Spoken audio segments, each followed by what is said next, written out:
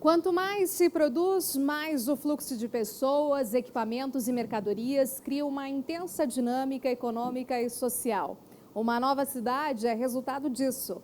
Para conversar sobre esse incrível poder do agronegócio, recebemos agora Marcelo Brito, presidente da ABAG, Associação Brasileira do Agronegócio.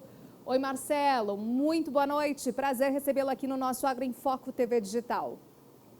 Oi, Renata, uma alegria estar aqui com vocês. Muito obrigado pelo convite, tá? Marcela, a nossa primeira questão, justamente, a gente vem de uma reportagem mostrando o quanto o agronegócio ele tem um potencial enorme na geração de riquezas, assim que ele se expande dentro de um território, de uma cidade, de uma região.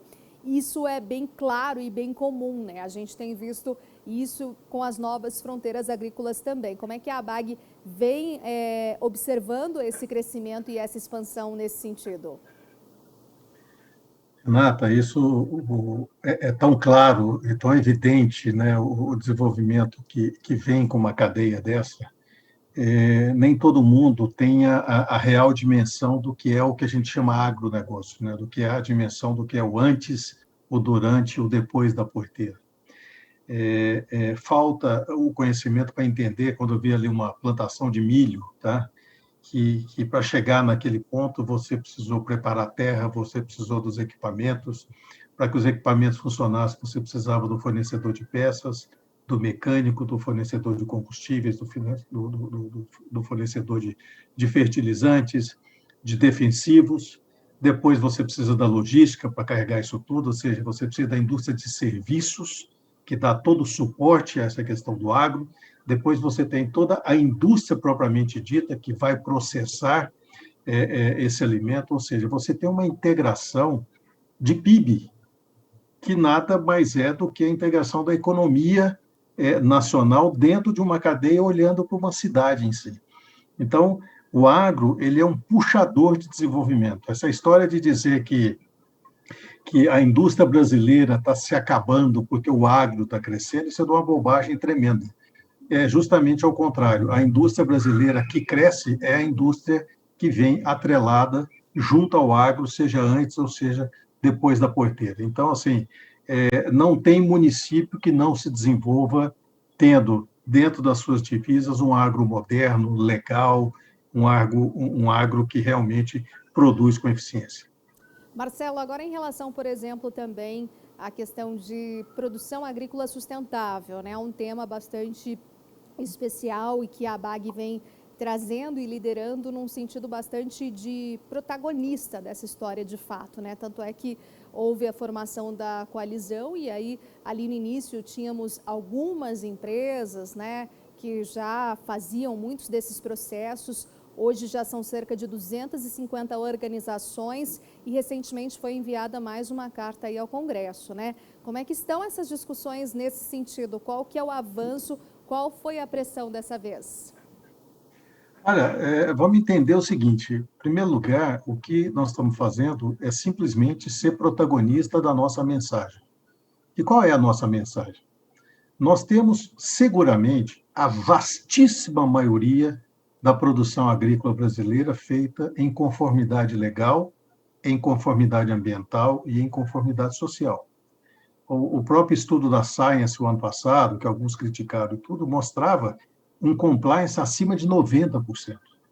Eu desafio qualquer país do mundo, dentro do mesmo grau de desenvolvimento do Brasil, com 90% de compliance dentro do setor agrícola. Então, é muito alto.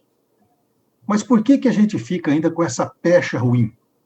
Porque cola na gente um discurso que do passado já teve muita relação, mas que não tem hoje, cola esse discurso do desmatamento ilegal, e nós deixamos que isso colasse sem assumir o protagonismo dessa agenda.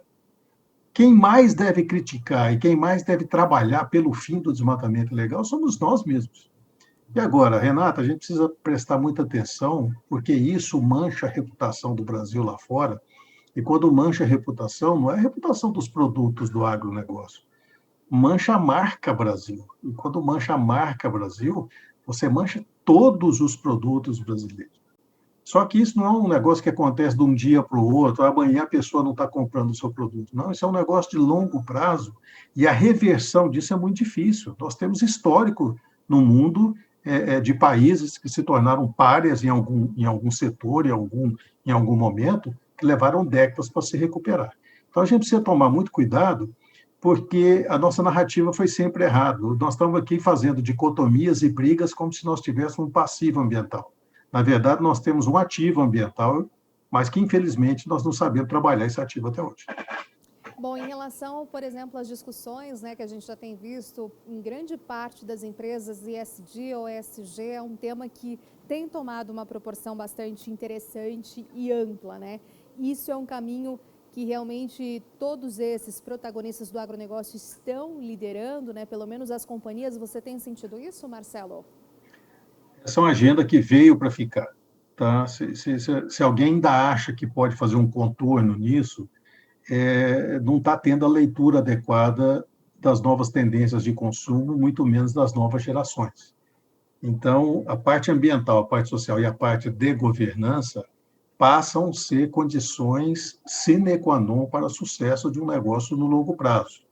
E a gente tem que tomar muito cuidado, Renata, com a questão da governança, porque às vezes a gente olha muito para o ambiental e para o social, mas se esquece que esse ambiental e social ele só funcionará a contento se a estrutura de governança da empresa também funcionar. Uma coisa está intrinsecamente ligada à outra. E também nos liga a questão da governança ambiental, ou da governança governamental, governança pública, que é um grande problema no Brasil. No Brasil, até para você ser legal é difícil, porque justamente o setor governamental não acompanhou a modernização do setor privado. E o setor privado está anos-luz à frente da organização pública. Então, esse é um cuidado que a gente deve tomar, enquanto sociedade, também cobrarmos muito o alinhamento dos governos estaduais, municipais e federal, para que atenda a questão de governança da evolução do setor privado brasileiro. Excelente. Marcelo, a gente vai ter aí a COP26, o que a gente pode esperar dessas discussões? O próprio ministro Ricardo Salles conversou com o presidente da COP, já vem em alinhamentos de conversa. O que a gente pode esperar de protagonismo, de posicionamento, de relevância do Brasil nessas discussões da COP? Olha, esperamos realmente que o Brasil chegue numa posição de protagonista. Nesse momento, nós estamos numa situação bastante tímida em relação ao resto do mundo. Eu espero que a gente tenha consciência, Renata, de entender que carbono é a terceira safra do agro brasileiro e é a safra completa do meio ambiente brasileiro. O agroambiental são as duas forças que esse país tem para se sobrepor no mundo e para utilizar como arma de relação internacional e como arma de comércio internacional, justamente o nosso ativo agroambiental.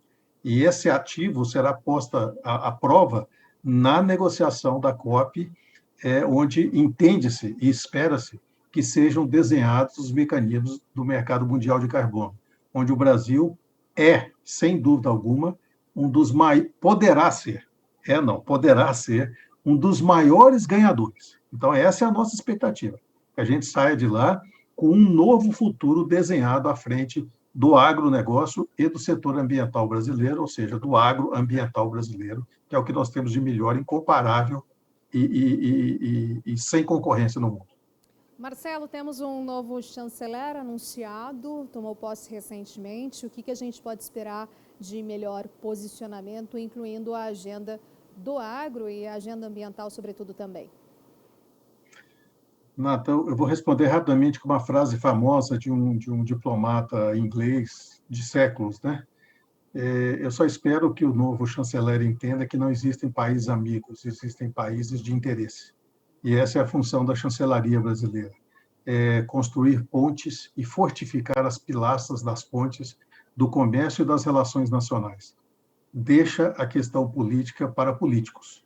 O Brasil tem que se fortalecer no mundo ocidental. Se no agro nós somos um grande exportador, no mercado internacional, enquanto país como um todo, nós somos um mero coadjuvante. E um país do tamanho como o Brasil precisa de uma política externa muito sólida, calcada nos negócios e nos interesses nacionais, e não calcada em ideologias de momento.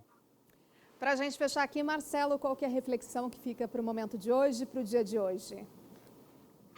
Eu acho que o Brasil passa um momento difícil com a pandemia, mas ao mesmo tempo que passa por essa dificuldade, reaprende a reunir e reconstruir os nossos laços.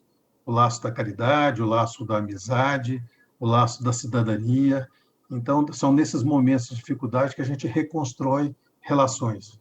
E eu espero que a gente esteja reconstruindo essas relações para que no pós-pandemia o Brasil saia um país muito melhor do que quando entrou nessa maré tão triste.